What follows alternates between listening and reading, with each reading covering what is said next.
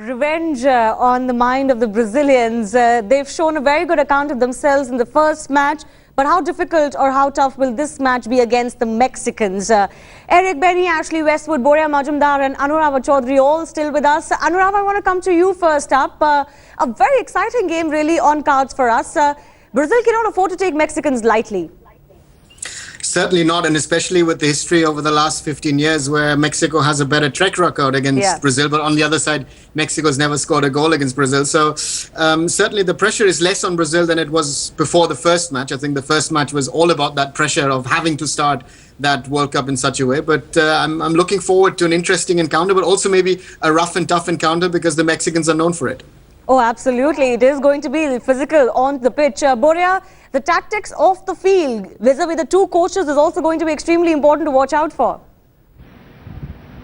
No question. I mean, Scolari versus Miguel Herrera. And I'm also interested in seeing what tactics Brazil adopt. Will they play full on? Or will they try and see what happens in the round of 16 and try and play a relatively, maybe a draw, and try and avoid Spain because Spain might come second. So all of these tactics will now be employed. And off the pitch, it will also be, you know, in terms of color between the Brazilian fans and the Mexican fans. If you are interested in color off the pitch, watch out for the headgear tonight. Because both of these, countries will want to match each other big time. If you are interested in real fan passion, watch these two, Central America versus Latin America, on and off the pitch. Yes, a lot of history between these two teams, as Arunava was saying, and both sides' fans like to present themselves in very vocal and very colourful ways. Eric, your thoughts on just the tactics that Brazil will employ? I agree with Arunava and Boria. Here is what I see. I see Brazil playing 4-3-3 and I see Mexico playing 5-3-2. If they keep it concentrated in the middle, that's what Mexico will get an advantage at. And if they lose it in the middle, then Brazil's come and go and give them a little hard time. Now, the man to watch out for Mexico would be Giovanni Dos Santos, because he's been robbed of 2 goals. The previous match, the man of the match was the referee, and not Giovanni Dos Santos, who played exceptionally well. Now, they have a history, and Mexico has done very well. But over the last 1 year, yes, there have been periods where they want to prove a point. I see the Mexicans as hungry.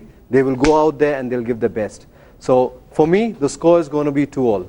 2-2. All right. So, he's looking forward to a draw between Brazil and Mexico. I say 2-1 maybe to Brazil. Actually, there were a few chinks in the armour that the Croatian exposed for Brazil. Croatians maybe lacked the finishing, but they created their chances. What does Brazil need to do better this time around?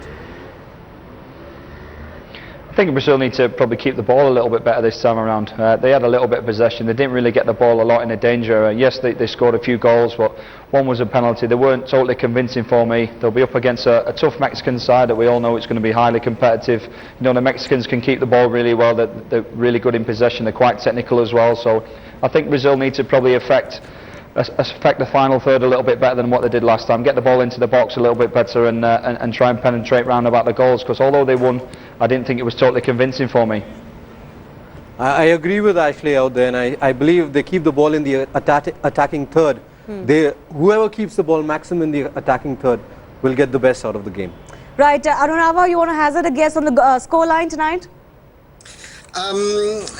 I think I'll go with Eric on that one. I think a 2-2 is possible because I think goals will be scored tonight. And I think that would be also keep it interesting of who plays the winners and the second place team in Group B. So I think a lot of people will be also watching what happens really tomorrow in those matches involving Spain, Netherlands and Chile.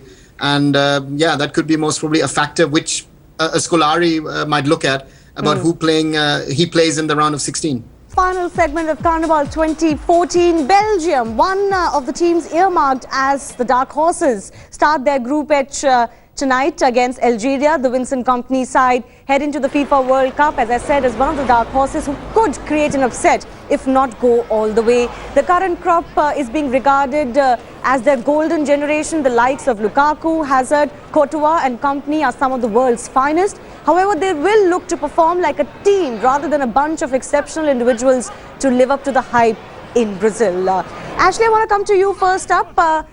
Belgium regarded very much as the dark horse of the tournament. Your analysis of this team that we will see tonight? Well, they've got some fantastic players, you know, quite a few that we've seen in the Premier League. Fellaini, Courtois, who are obviously playing in Spain, Lukaku. They've got some top players, so you know, I'm sure they're going to be a force to be reckoned with. Whether the coach can organise them to get the best out of them, you know, there's not really much pressure on them, but there's some big names in there, and I'm sure in their camp they'll be quite confident amongst themselves. Arunava, is there talk about Belgium being a strong force in Germany?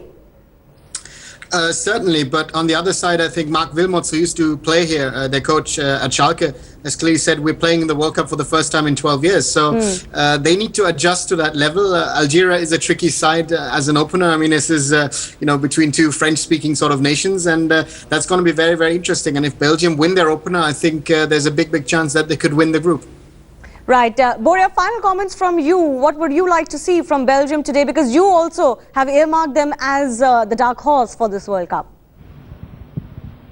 Absolutely. In fact, I've even said that they'll definitely make it to the quarters, if not the semis. I mean, this is one side for me to watch out for. You know, I think they've got brilliant individuals, but as Ashley said, individuals into a team is the challenge. I mean, if they rise up to the occasion and perform as a team, this team has the mettle, the talent, the passion to go quite a distance. So that's what I'm wanting to see from Belgium tonight. Yes, Eric, when you have so many talented players, so many highly rated players, can it be a problem that you don't really play as a team? Or do you think for Belgium at least that will not be an issue?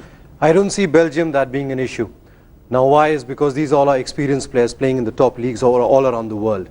For Belgium, I definitely see them as dark horses. They'll come there, and its first game is a very critical game in the World Cup, and they're playing Algeria. I think they should go out there, and Lukaku is the man to watch out for. I think he'll also contest for the Golden Boot.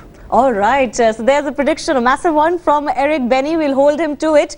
Remember, Russia are also facing 2002 semi-finalist South Korea later tonight in the third fixture of the evening. Russia last featured in the World Cup finals in 2002 and will be making a comeback after 12 long years, coached by former England manager Fabio Capello. This Russian side will start as favourites, at least in this encounter.